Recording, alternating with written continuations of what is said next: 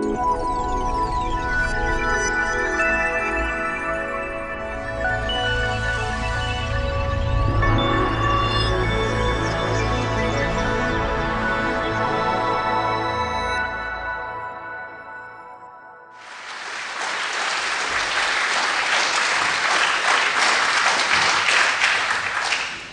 you very much, Matthew. Good evening, everybody.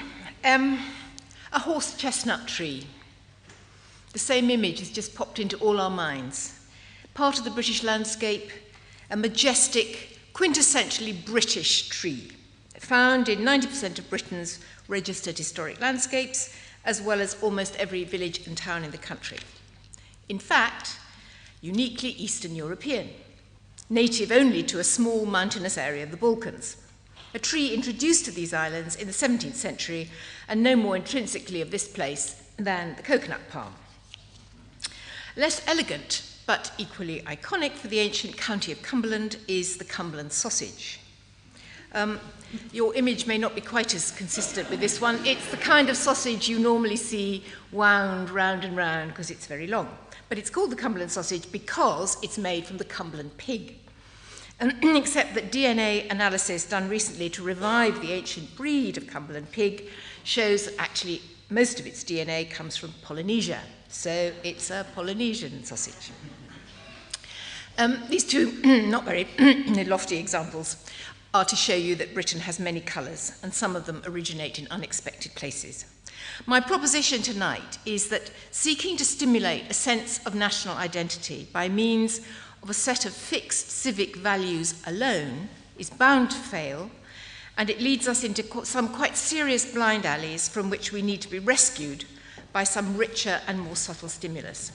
And for 4 reasons, I will argue tonight that culture, in which I crucially include heritage, must be that second stimulus and an equal partner in any government attempt to stimulate a sense of Britishness.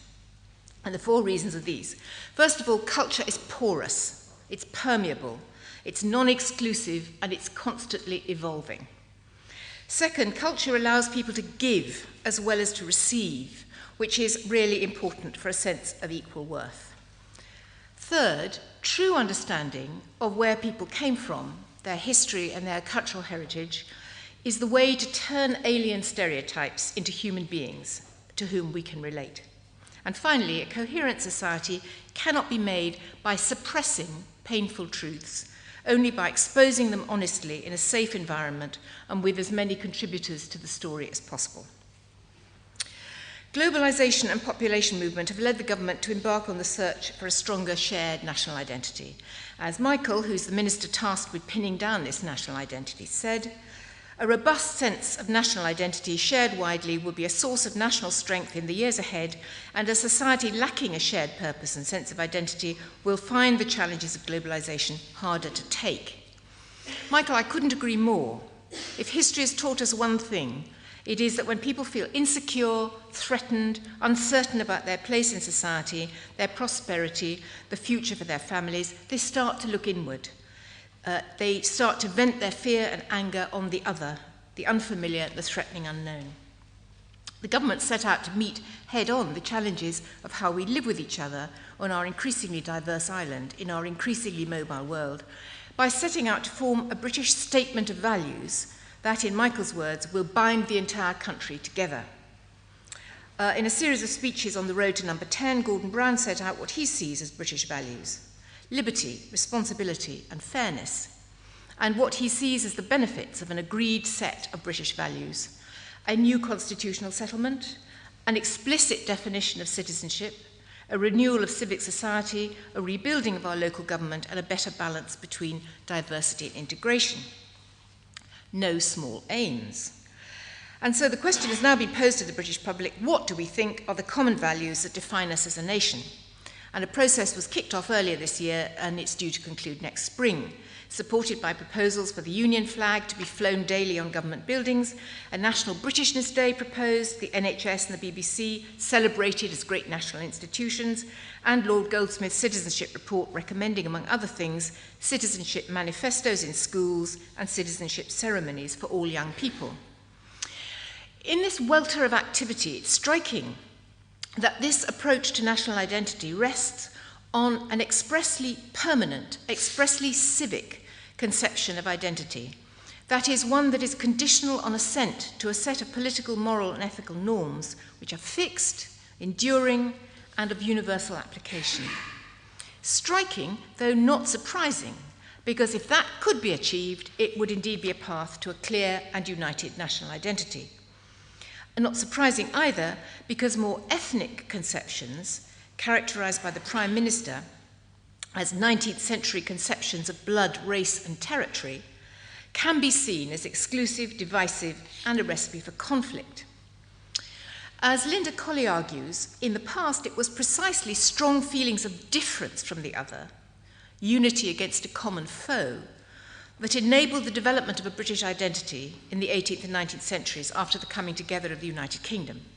The existence of Protestant tradition in all four parts of the United Kingdom set in opposition to Catholic France. The British parliamentary tradition, as opposed to French authoritarianism, and the shared economic and social projects of conquest and empire that brought together the nation-states. It was as these features of British life, or their distinctiveness from the other, disappeared, that national identity started to weaken. And this is undoubtedly why the Scottish, with their sense of difference from the English, consistently have a stronger identity than their English, Welsh, and Northern Irish brethren when asked in polls. It's the English that does it. Values are important, extremely so. But the trouble with values, as with a crude test of ethnicity, is that it is a test you can fail. And it is a one-way street. Here are our rules, accept them, or you're not part of Britishness. There are values which are central to the secular, tolerant, equality-focused Enlightenment traditions of Britain, although it might surprise you to learn that when we, through Mori, recently asked 2,000 people which values they associated with Britain, only half said tolerance, and only 34% identified fairness and equality. But most people think they are tolerant and fair, and no doubt you could gain near universal consent to the notion of a national identity built on tolerance and fairness. But the awkward question would then pose itself. What exactly does everybody mean by tolerance and fairness? And unless you virtually drain the words of meaning, I'm afraid that if you make Britishness contingent on accepting and living up to these values, a sizable proportion of the population is going to fail the test. So what then are the options? Exclude such people permanently from the community of Britishness and take Turkey's road to uncompromising secularness? Force acquiescence, as BA attempted to do with Nadia Obeida and the cross around her neck? Redefine Britishness itself as a faith-based society, as the Archbishop of Canterbury seemed to be heading towards?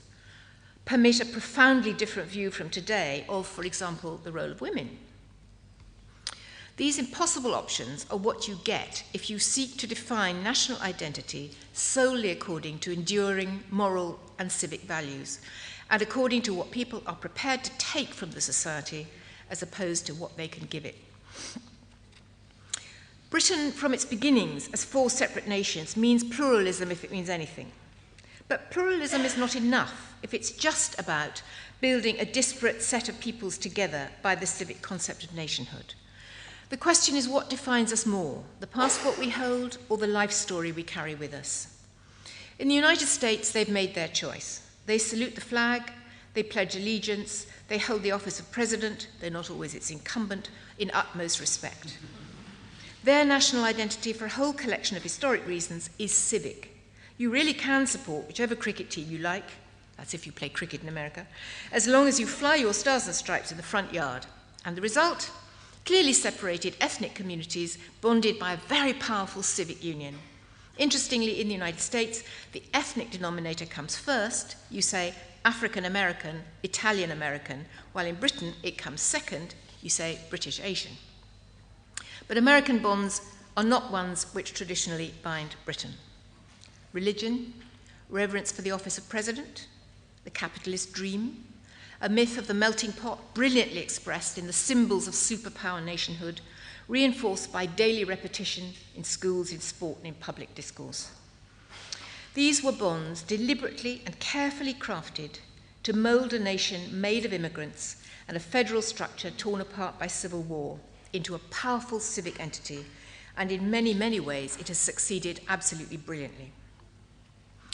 Could we do the same in Britain if we set about it in the same ruthless fashion? Well, brainwashing can achieve amazing things, but I see no sign whatever that the sceptical, secular, ironic, iconoclastic, centrifugal characteristics that are deep in the British soul would allow us to set off down this road, let alone make it work. We are going to have to do it differently. It may take us longer. It may never satisfy the desire of some politicians to see a rainbow nation marching united behind the flags of the Protestant work ethic and Enlightenment tolerance. My case is that we must stop pretending that every British citizen can do more than acquiesce in these values. Most of them do not seek actively to destroy or change them, but many will never espouse them as the basis on which they freely live their own lives. And if that is not to result in a nation permanently split by an uncrossable divide, we need another strand to our Britishness principle, recipe, another way into Britishness. And culture, including, as I said before, heritage, the story of the past, of people and places, is that other strand. And without it, the attempt to develop a sense of nationhood through a list of values is doomed. You need more than a stern and coercive face to forge a viable society. There must be also a welcoming face, that of a vigorous, confident, but readily evolving culture. To return to my original 4 points, culture is organic, where values are fixed. It's an invitation to contribute, as opposed to take it or leave it. It's a path to understanding of fellow humanity instead of alien stereotypes, and properly handled, it is a source of healing for painful past wounds. To illustrate the first of these, let me use a metaphor from the built heritage. Values are like cement, while culture is lime mortar. The former, hard as hard, until any tiny crack lets in the water. The latter, hard too, but porous enough to let water pass in and out freely. And any conservation architect will tell you which is the better guarantee of the longevity of the structure.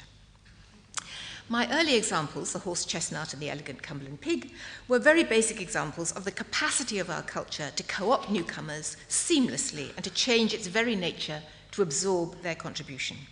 Empire and our island history of maritime trade have brought an infinity of yet more precious enrichment to our culture from every corner of the globe. And the second element, reciprocity, the ability of those that don't make up the dominant culture to give, is as important as the openness of our culture to receive.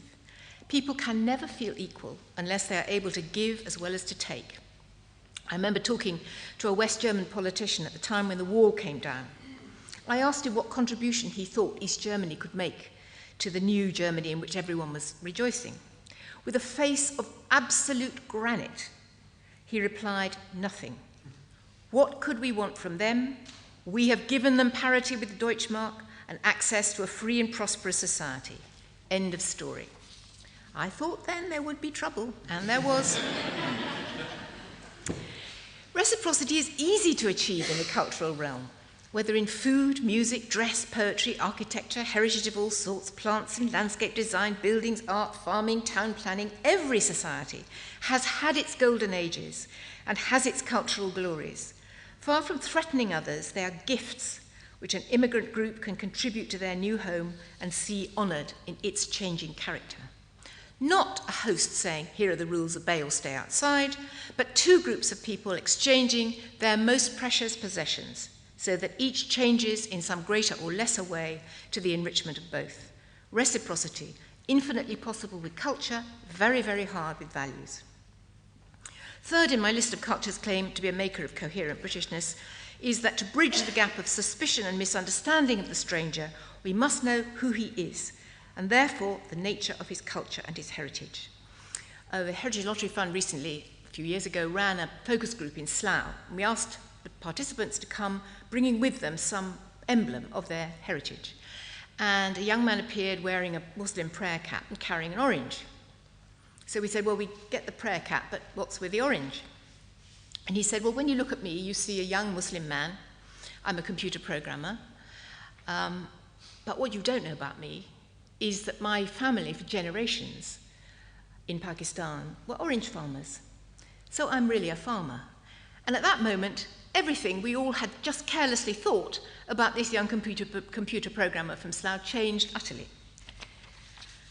Simply exchanging food or dress or music is not in itself enough to make a coherent society. Are we less racist because we eat curry?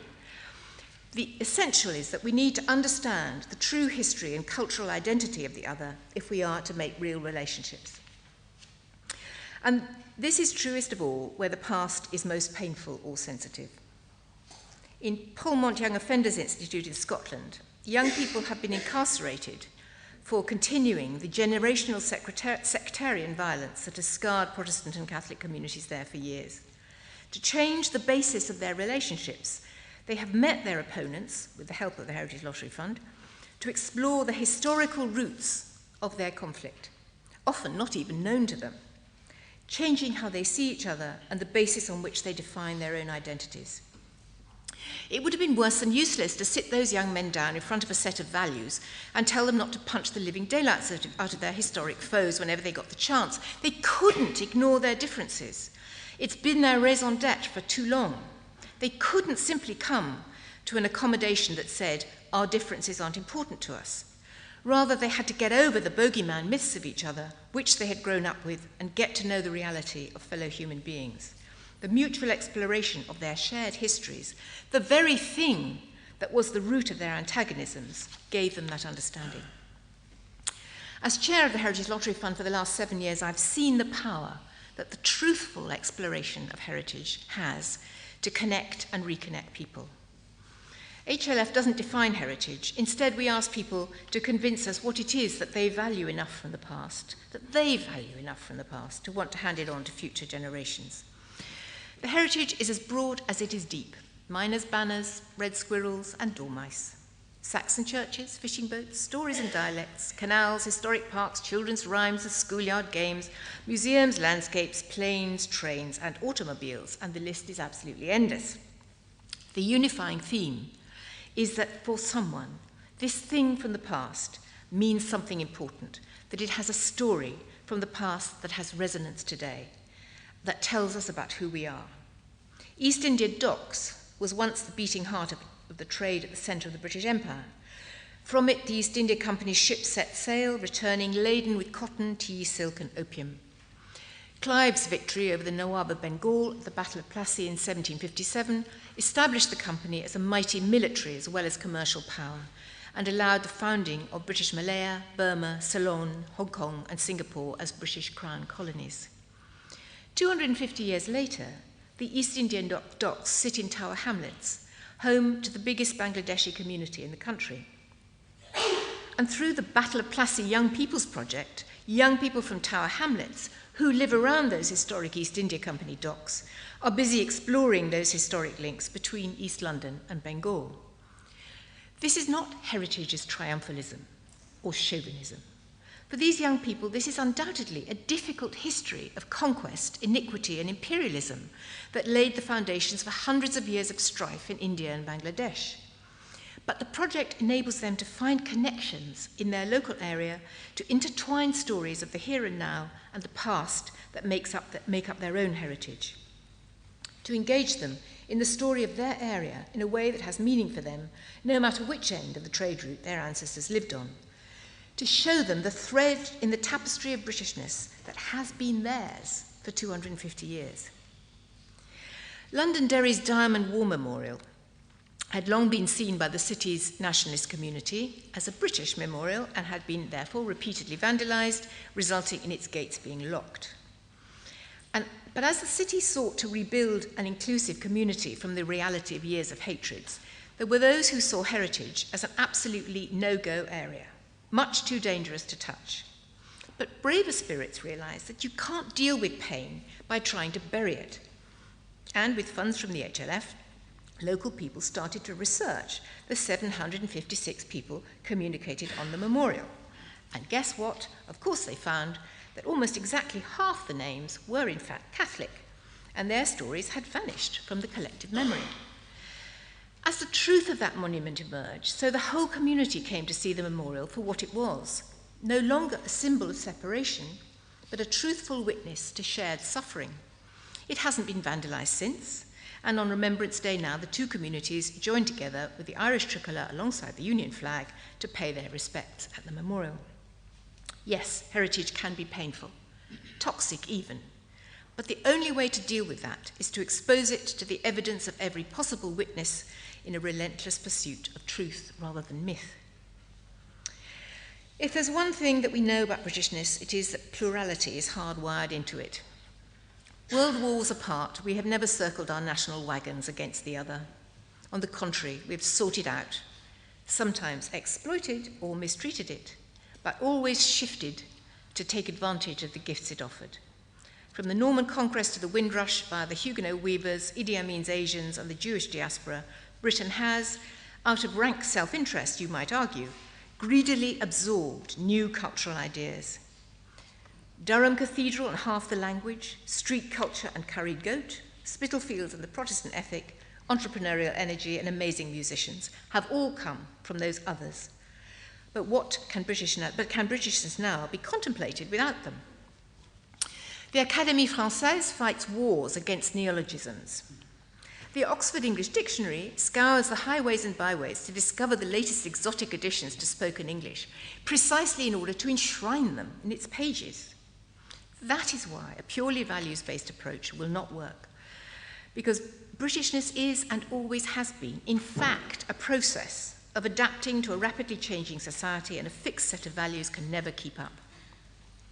Britishness must be a compact between the citizen and the civic and social entity, and that compact, as well as requirement on citizens to take the rules, the essential civic values as they stand, must also permit them to make a contribution.